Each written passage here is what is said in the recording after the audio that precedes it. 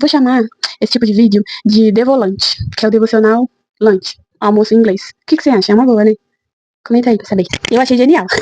Pra você é difícil acreditar que uma pessoa possa mudar de vida ou se arrepender depois de ter feito muitas coisas ruins ou uma coisa muito, muito ruim? Mas e se essa pessoa for você? Foi. Eu vim pra cá com a minha amiga, mas eu a perdi e agora está sozinha. Você não está sozinha, está tudo bem. Não está tudo bem. A senhora sumiu e eu tenho que achá-la. Ela se perdeu e tem que ir pra casa. Eu não quero mais o mundo espiritual. Eu quero mais ficar aqui. Você disse alguma coisa pra ela? Eu? Para com isso. Você é que fala demais. Cora, por favor, pare. Olhe o que você está fazendo para todos. Eu fiz isso. No mundo espiritual, as suas emoções viram a sua realidade. Principalmente para o Avatar, porque você é a ponte entre os dois mundos. Você deve tentar ser mais positiva.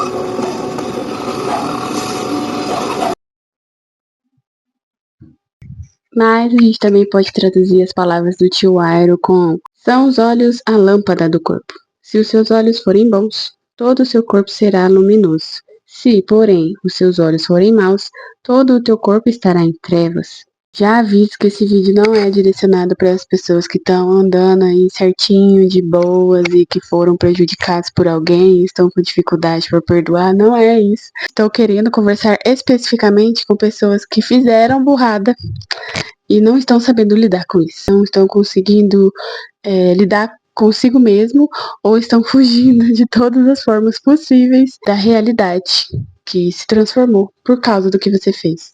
Eu acredito que todo mundo já tenha assistido, né? Um filme, uma série, um anime, em que tenha o protagonista e tenha o antagonista, ou mesmo o vilão. Quando a gente tá assistindo lá no decorrer, a gente vê aquele arco de redenção, né, do personagem, e ou a gente fica feliz porque a gente vê que o passado do vilão, aquele papo, né, que o passado do vilão realmente foi cruel e que, poxa, ainda bem, né, que ele teve uma chance de consertar o que aconteceu na vida dele.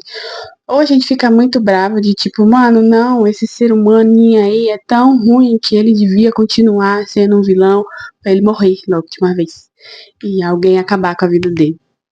Tem alguns casos também que as pessoas acham que o protagonista é muito burro, muito chato e muito idiota, e que o vilão ou o antagonista é muito melhor e devia ganhar dele.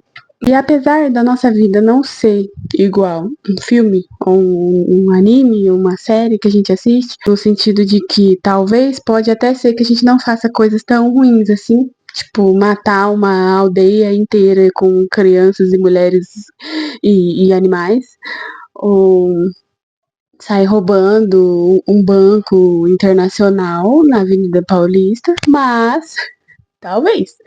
Mas nossa vida é construída por cada atitude que a gente vai tomando, por cada escolha que a gente vai fazendo e pelas escolhas que as outras pessoas fazem ao nosso redor também. Pelos nossos pais, pelos nossos familiares, os nossos professores, pelos nossos vizinhos, nossos amigos, pessoas que a gente conhecia e agora não convive mais. São sempre pequenas escolhas. Vou colocar que a nossa vida é feita de 90% são escolhas pequenas, que são feitas todos os dias. E só os 10% são as escolhas grandiosas, tipo o lugar onde a gente vai trabalhar, o curso, a área que a gente quer seguir, a pessoa com quem você vai casar, se vai ter filho ou se não vai. São essas escolhas grandiosas, mas são a menor parte. A maior parte e as consequências da nossa vida é construída e estruturada nessas pequenas escolhas. E aí o que acontece? O que acontece quando eu tô vivendo a minha vida e aí de repente eu já estou nas consequências de algumas escolhas, eu também tô vivendo consequências das escolhas das outras pessoas em cima da minha vida, principalmente quando a gente tá no comecinho aí, sei lá, é adolescente, tá na casa dos 18, 20 e pouquinhos, a gente ainda tá vivendo nas consequências de escolha dos nossos pais sobre a nossa vida e começando a escolher coisas pra gente, tendo esse momento de transição, de embate. E aí o que é que acontece quando nesse momento, nesse começo da vida, nós jovens, pequenos mortais, fazemos algo errado e a gente se dá mal ou a gente faz algo errado? E pior ainda, a gente só prejudica outra pessoa, mas a gente não se sente prejudicado. E aí o senso, a noção de arrependimento é mais lento ainda, é mais demorado ainda. O que a gente faz? Como que a gente se comporta? A questão sobre esse tema que eu tô trazendo de arco de redenção e esse conselho que ele deu para Cora, que é a mesma coisa que tá escrito na Bíblia. E também até o fato de eu tá usando uma montagem minha, de uma foto minha com o rosto igual do Zuko, né? É justamente sobre na vida a gente tomando todas essas escolhas, a maioria delas vai ser descartáveis, não vai, pode até não surtir efeito, mas quando a gente erra e faz uma cagada, ou a gente se arrepende do que a gente faz ali, a gente vê que, poxa vida, eu fiz isso aqui, eu não pensei que fosse dar nisso. Ou até pensei, mas achei que eu ia conseguir, que ia ser diferente. Quando a gente se vê nesse momento de impasse decisivo, pode ser com qualquer coisa. Pode ser de coisas muito sérias, tipo gravidez na adolescência. Ou pode ser coisas que, é só trocar. Tipo, o curso da faculdade. Comecei e fiz um ano de, sei lá, de artes visuais. E aí eu descobri que, na verdade, queria fazer direito. Sabe assim? Mais fácil de resolver e menos danoso a você e as pessoas ao seu redor do que o primeiro exemplo que eu dei, né? O que eu tenho a dizer para você que tá passando aí, está se sentindo assim agoniado porque você fez alguma coisa, tomou alguma atitude ou machucou alguém ou sei lá, fez algo que você sabe que não condiz com o que você sempre acreditou.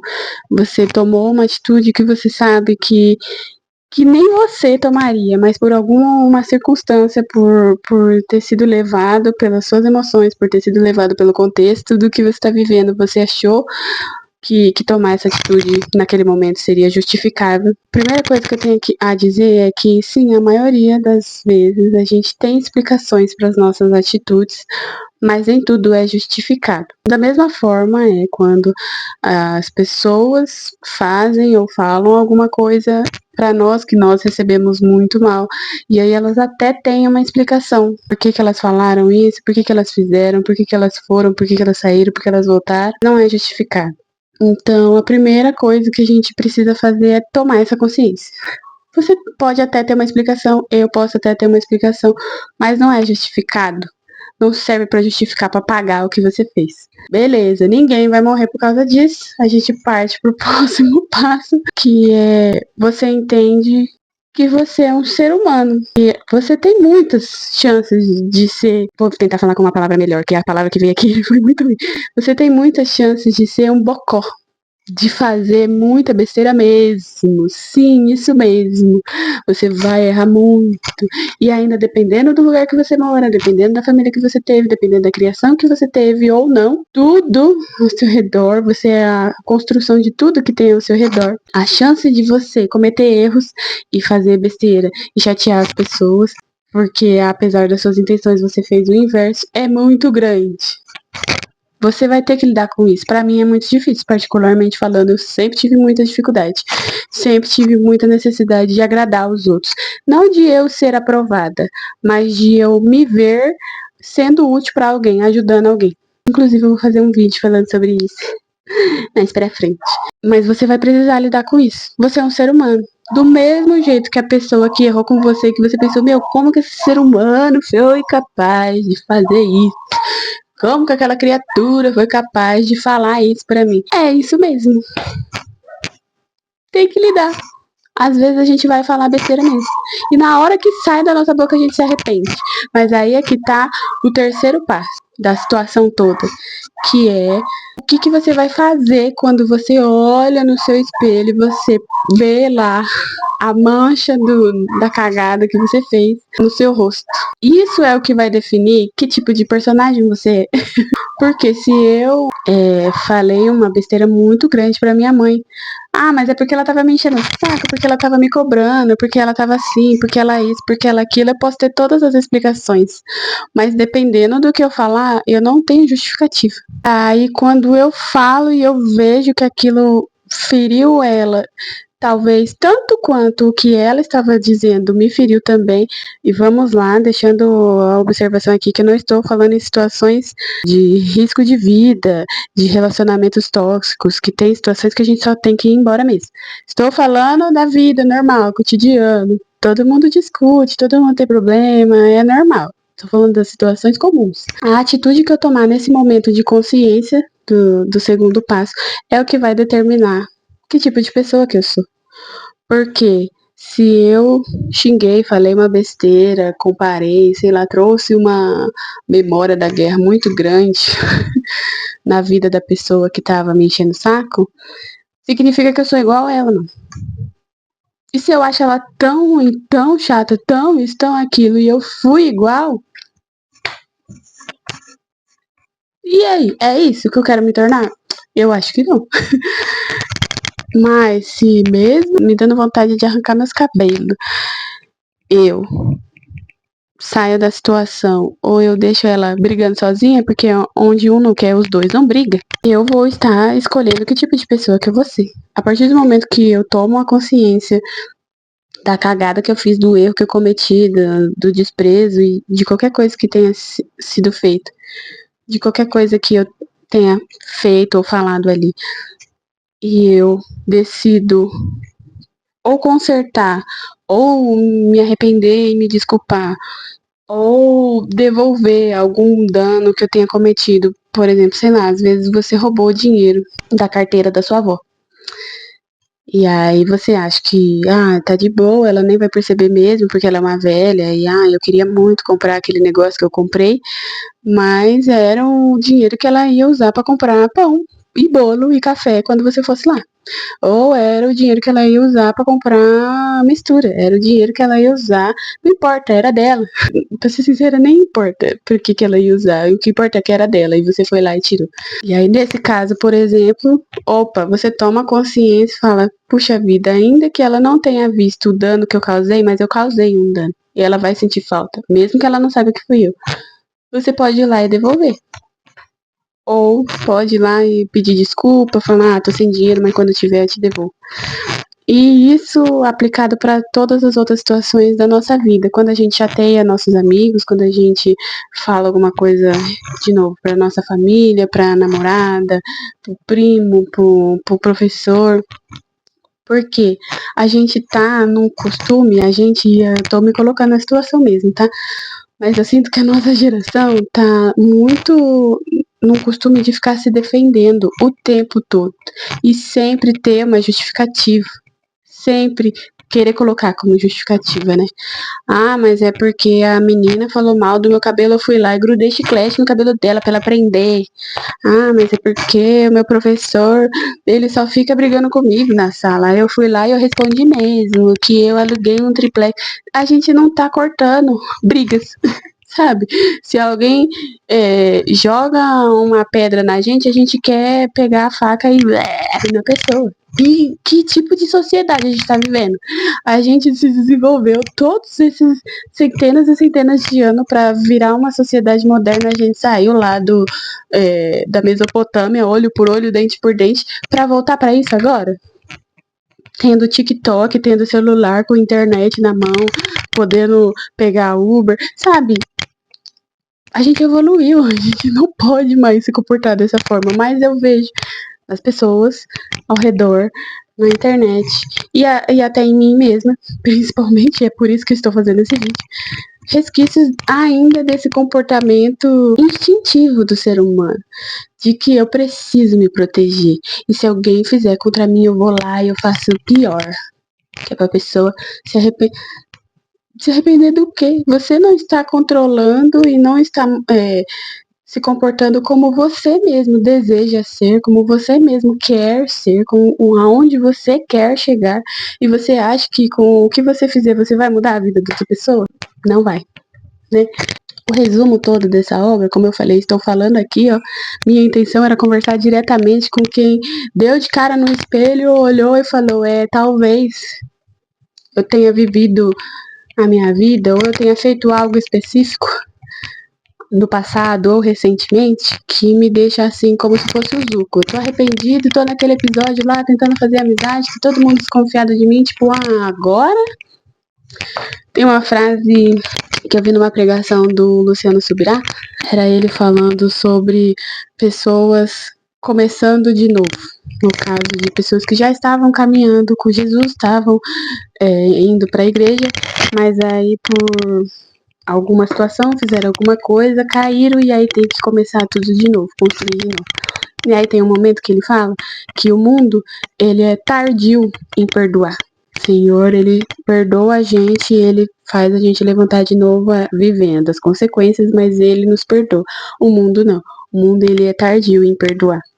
E o que eu queria falar com vocês, que é algo que eu, agora sem brincadeira nenhuma, fui realmente muito tratada em relação a isso, nos últimos meses, do ano passado para cá, que é sobre essa questão da redenção, de descobrir que você não é uma florzinha que se cheire também. Não adianta você só ficar olhando para os outros e ficar falando dos outros, não. Você também não é.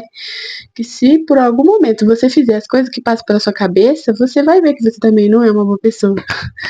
E aí? Mas e depois? E se mesmo assim você errar, e se mesmo assim você cair, e se mesmo assim você for hipócrita, e se mesmo assim você chatear alguém, você trair alguém, você enganar alguém, você bater em alguém, e aí o que você vai fazer depois?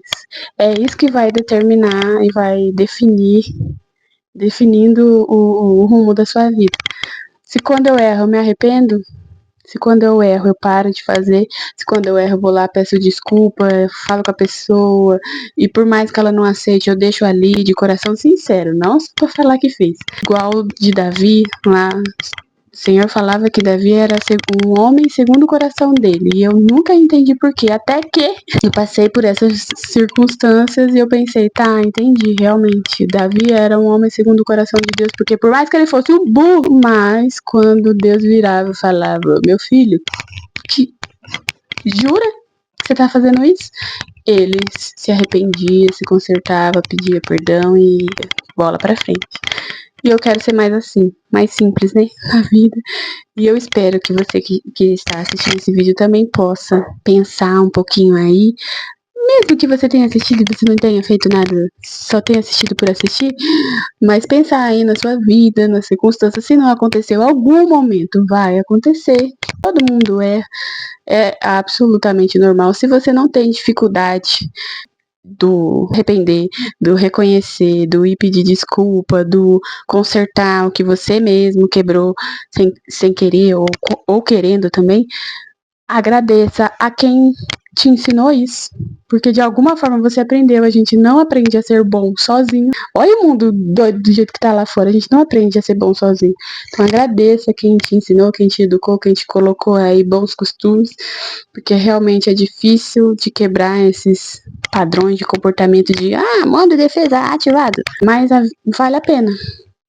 A vida vale a pena quando a gente se propõe a fazer o que precisa ser feito. Quando a gente olha pra si mesmo e para de ser um personagem passivo, só recebendo o que todo mundo leva e joga em cima aí de você e começa a decidir. Beleza, tive uma infância meio zoada, mas agora eu posso escolher o rumo da minha vida. Agora eu posso escolher quais vão ser os meus comportamentos.